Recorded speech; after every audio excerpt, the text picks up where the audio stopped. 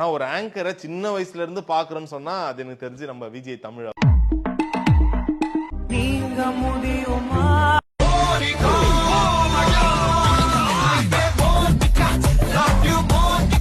சொல்லாம என் மனச புழிஞ்சு புட்டியே என்ன விட்டு விலகி போகிறனே.